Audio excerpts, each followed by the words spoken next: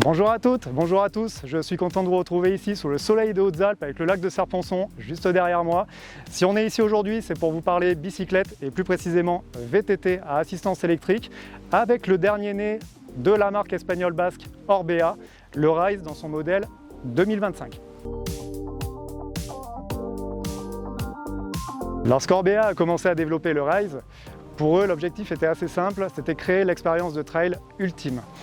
Pour ce faire, ils sont partis en gros en s'inspirant du modèle iconique chez eux, le Orbea Ocam, et il a fallu après ensuite convaincre Shimano de les laisser développer leur propre système de cartographie pour donner quelque chose de très naturel sur un e-bike léger. Le résultat, c'est le modèle de Rise que tout le monde connaît qui est sorti en 2020. Dans un premier temps, sur le Rise, Orbea n'a sorti que le modèle carbone avec une batterie en 360 et le modèle EP8 du moteur Shimano. Et par la suite, ils sont venus développer un modèle en aluminium, une batterie plus importante en 540 et ils ont mis à jour naturellement avec les nouveaux moteurs EP801, toujours chez Shimano donc, et le P600. Le temps a passé, nous sommes en 2024 et Orbea se devait de réagir par rapport à une concurrence qui est de plus en plus efficace sur ce marché des VTT-AE légers. Bonjour. Bonjour. Ah ben un Rise, c'est l'ancien Rise du coup. Ah ouais, c'est le H20. C'est le H20 ? Ouais. Il est pas de... Ouais, vous avez fait des modifications dessus, non? J'ai rajouté que 2-3 petits trucs, ouais. Mais qu'est-ce que tu fous là, toi, dans les Hautes-Alpes, là, en pleine nature, avec ton vélo, ta caméra? Regarde, on est en train de faire une petite vidéo pour présenter le nouveau Rise, donc le remplaçant de celui que tu as là ici présent. C'est le nouveau là, C'est le 2025? tout nouveau, celui qui vient de sortir.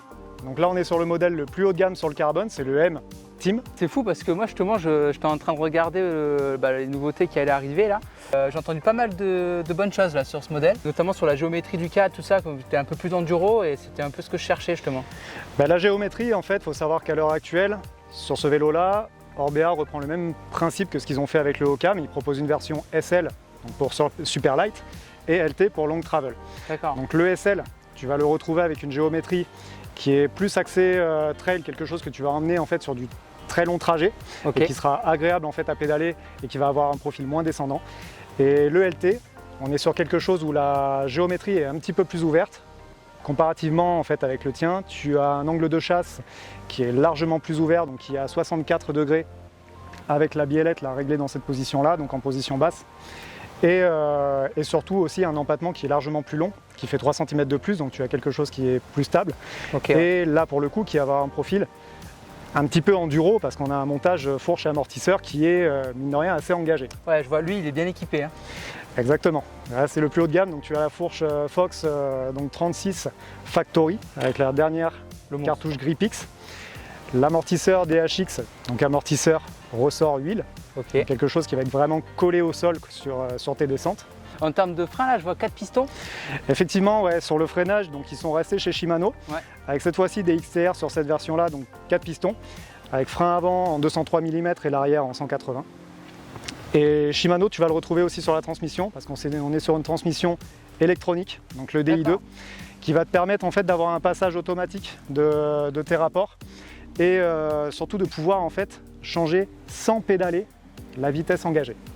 Donc c'est quelque chose qui va te permettre de gagner du temps quand tu es en descente. Si par exemple tu as un raidillon qui te fait face, tu peux remonter en haut de ta cassette en fait sans avoir besoin de pédaler et tu sais que tu auras le bon rapport engagé pour... Ok, tu peux me la refaire. Donc là, si je pédale pas, je passe mes vitesses, elle passe toute seule. Exactement.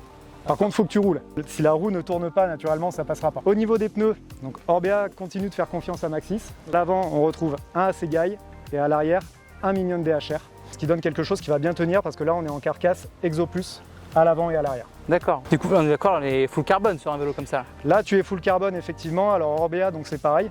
Ils proposent toujours leur modèle M. Donc le modèle M, la finition, c'est le carbone chez eux. Ouais. Et après, tu as le modèle H, donc du coup comme le tien, où on est sur de l'aluminium hydroformé. Et donc voilà, tu as l'ensemble de la gamme qui est proposée aluminium ou carbone. Cool, alors du coup, en termes de poids, ça va être vachement intéressant.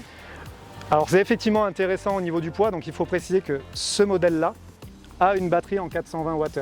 C'est quand D'accord. même important à préciser pour le poids en fait que va sortir le vélo au final. Il est monté en tubeless, il est en taille L aussi, c'est important de préciser, on l'a pesé à 19,10 kg. Et du coup, donc, si je comprends bien, il y a 2 batteries différentes, c'est ça? Tu as 2 batteries effectivement, donc ça c'est au choix à l'achat du vélo, du moins à la commande. Ok. Tu as une batterie en 420 Wh et une batterie en 630. Donc ça va vraiment dépendre du type de sortie que tu vas faire. Si tu veux vraiment avoir une énorme autonomie ou quelque chose de plus léger à emmener, il faut savoir que niveau autonomie, ce vélo-là, donc avec la batterie en 420, ma condition physique de rouleur du dimanche et mes 73 kg, je passe sous la barre des 50% restants de batterie à partir de 1300 mètres de dénivelé positif. Ok. Donc ce qui est déjà, mine de rien, énorme sur ce genre effectivement de système. Donc après aussi, on a une grosse différence par rapport à l'ancien Rise, c'est la cartographie moteur qu'on a sur ce vélo. D'accord. L'ancien, donc le tien, qui était équipé de l'EP8 ou de l'EP6, avec sa cartographie RS, était à 60 Nm de puissance maximale. Ouais. Là, on passe maintenant avec le système RS+, à 85 N. Donc on arrive au même niveau en fait que la concurrence.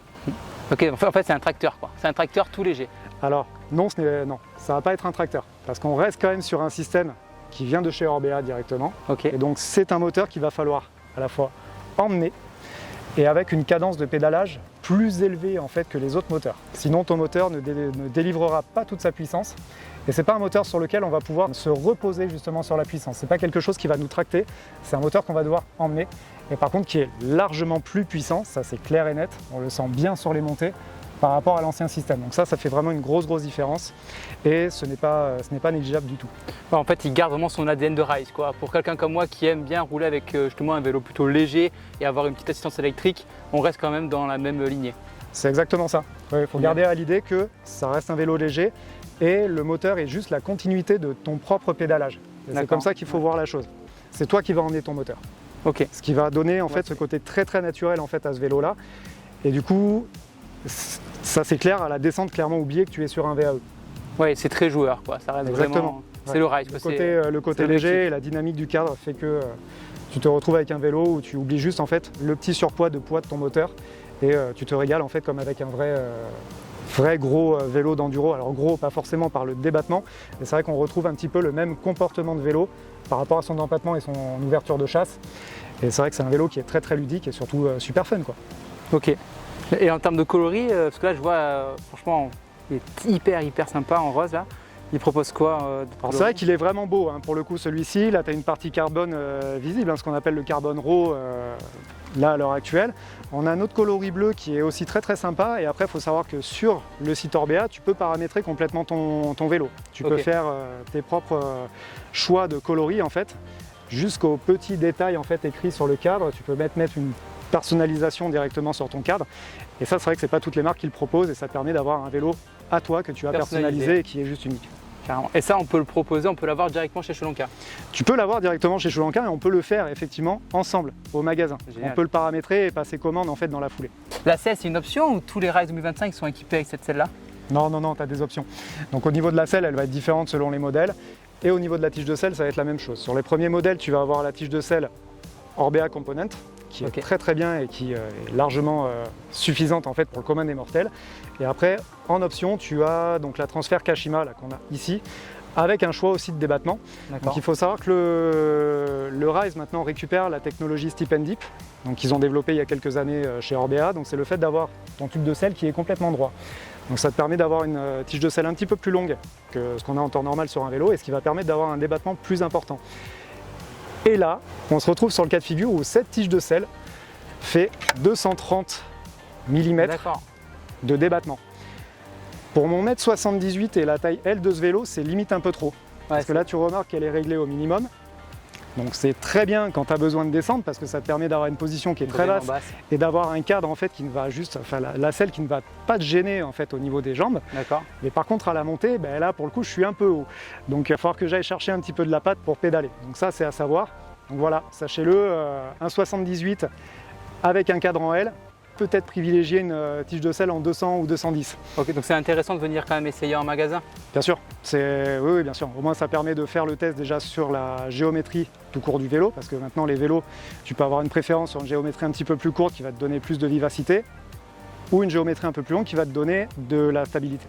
Donc au moins ça permet de voir ce que tu préfères. Et après on ajuste justement la tige de selle en conséquence, parce qu'on ne va pas partir sur le même modèle de tige de selle sur un cadre M ou un L par rapport à une personne qui fait la même taille. Et du coup on a toujours l'application YouTube, parce que c'était hyper pratique pour programmer le moteur. Toujours, elle est même indispensable en fait, parce que c'est l'application qui va te permettre donc déjà de paramétrer en fait tes modes d'assistance.